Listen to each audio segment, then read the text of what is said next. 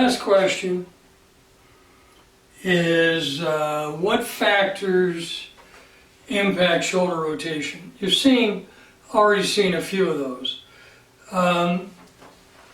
If I have an open hip line or a closed hip line, I think I can show you both here. So if I have an open hip line, which I have right now, and I simply try and rotate, I'm going to rotate 90 degrees of where my hips started. I'll rotate pretty much right to here. So if I, as you saw earlier, if I flare this foot, my hips rotate this way. So closed for me. So I will have over rotation, but I can't turn any further through. So back and through 90 degrees. So a square hip line is going to give me, so if I make, let's say, if I just simply rock a little bit, a Bob E. Smith move, and now my hips are square, I have maximum rotation. So shoulder rotation is going to be impacted by the amount of hip rotation. If I'm square, I'm going to be in good shape. If I take, now we know, let me get tape back on my hand here, get everything squared up.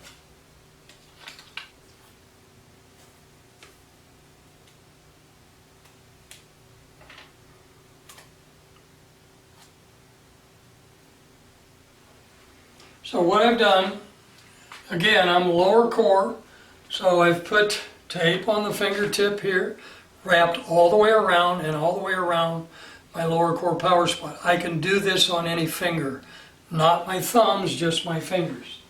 So now I have a square hip line, and I know that I am 152, which is what I have here. So center the bubble.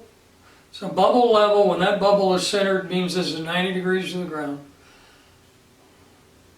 Hand on, and you'll notice that at 152, I have maximum rotation. So that's going to be a factor. If I go to this side, 152, I'm stuck. So, as you recall earlier in the lesson, this is a butterfly grip, so a butterfly grip is not going to work for me. I have to hit 152 this way. Okay, if I center the bubble, and I really don't have to do that, all I have to do is match up. Match this angle. That's a complementary grip. So my grip will impact my ability to rotate my shoulders. So, but the butterfly grip, which is 152 this way, doesn't work. I have to play complementary grip here and here. So that's the easiest way to determine what grip it's not a choice. It's what gives you maximum shoulder rotation. So the angle of the grip, we're going to have an entire session on grip. Multiple sessions because we'll be covering different aspects of it. So that's one, okay? So I am low core. Remember that as I show you this. So as I bring this hand up and I have maximum rotation, you'll notice that my arm is off my chest wall. Simply bring this in. 152, I'm going to hit my chest wall right here, and I still have maximum rotation. I have 152 here, but I get my elbow a little bit behind me. So arms position on the chest wall when you grip the club. That's my best right there. And I feel the inside. You'll find anatomical landmark. Mine's the inside of my rib cage. I feel it right there. And I'm going to have maximum rotation. Same thing on this side. Even if I go here, this elbow is still, this actually helps me immediately. I go same position on this side and I rotate. Okay? And I rotate. So a complementary grip. An arm's position on the chest wall. I can still rotate, but I'm stuck here because that's a butterfly. I have to be complementary. Figure out the grip, then figure out the arm's position. All you do is bring the hand up, cock it, and I just bring it right to my side. And there it is. So this is what it looks like when I grip the club.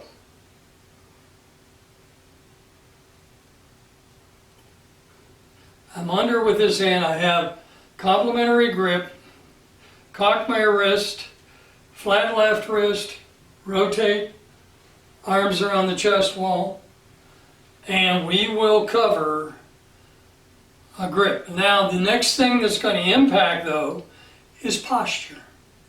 So notice where I am. My elbow's on my chest wall. I'm going to give you a preview. We're not going to cover it today.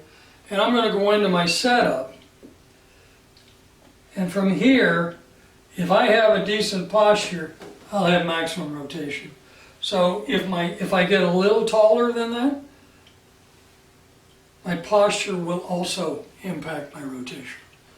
You saw earlier, let's review. If I set this alignment stick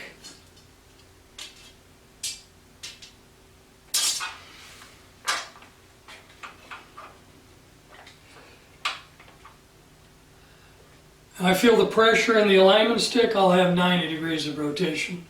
If I move my weight, so balance, heel to toe balance, if I move my weight a little bit forward, I simply moving back so the alignment stick's just more mid-core. That's my balance here, I can't turn. So everything from the ground up, from your posture to your grip, if I change, if everything is good, and I have maximum rotation, I'm going to be very deep as a lower core player, deep in my setup. Thigh angle and spine angle are going to match, but when they do, I'll have maximum rotation. So if I leave this spine angle and change my thigh angle, I can't turn. So changing posture, we'll show you how to get into that posture exactly the same every time. You're going to need to be able to do it when you're teaching. And as we go through this, and you get your materials in the mail, you get the batch, you get the vinyl strip, I would encourage you to experience what your students are going to experience from different core zones. Set yourself up. Finish on a red number and notice where your balance is and just test these things. And if you have the time, believe me, I've chased it. If you have the time, hit some balls from where they're going to be, because their sequencing of motion is going to be different, their posture is going to be different, the grip's going to be different, but it's all balance. Absolutely everything you're going to teach is balance. There's no mystery. There's not, try this now. We're not working positions. Okay. Anything will change the hip line. And the other thing you want to keep in mind, and we will talk about this in each of the core zones, as you're going to learn, the upper core player, when they get set, they're going to start back with the trail hip. You'll notice where, if I were to do that, notice that I still have pressure on my trail foot, but I have pressure on my lead foot. My center of mass visually is target side. I can feel that. So you can do everything correct, but if your sequencing of motion is off, you have a great grip, a great posture, a great setup, but you also want to make sure you have sequencing of motion. So if I'm mid-core and I start back, you're going to be centered right over the pelvis. But everything, as I said earlier, Sam Snead talked about everything going back together. I'm low core. So my low core, think of it as just the mid core, everything together. Upper core starts with the low core. Trail hip, I'm trying to remember the name of the long drive champion. He's in our ebook, 515-yard drive. He's upper core, talked about starting with his lead knee. That lead knee simply gets the trail hip back as well. So if I'm lower core, I'm going to have a much wider base, and I'm going to start with the upper body first. Notice that the lead knee is going to go straight out, and I'm going to be over the trail side. So your lower core, upper core player is going to be very narrow in their stance width, and your mid core is going to be in between mid and lower. I gave a lesson to Colin Montgomery, Kevin Stadler. Interestingly, similar stature, but in those days we were measuring body width and doing all the measures to get the numbers. And Kevin and Colin were both 16 inches as upper core players. And if you watch them play, it's always the trail hips going back first. Kevin, obviously very tall. But my point is 16-inch stance width when we were looking at inches and stance widths. Very large stature, but pretty narrow stance. And why? Well, as you get wider, the trail hip is not going to work, the lower body's not going to work well enough to be able to get back.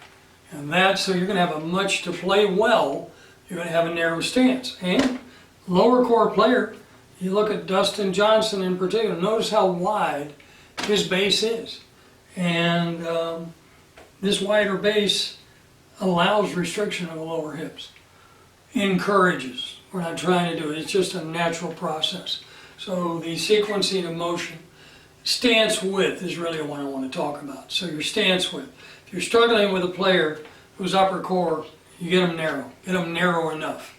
Knowing that Stadler and Montgomery were both 16 inches with their irons. And I want to say 17, 18 with your iron. Okay. That is it for this follow-up Zoom session for June 24, 2024. We'll be back on Zoom here in July. Today's July 2nd. I'll get this edited and get it out to you, and we'll give you an announcement for the next Zoom. Thank you for watching.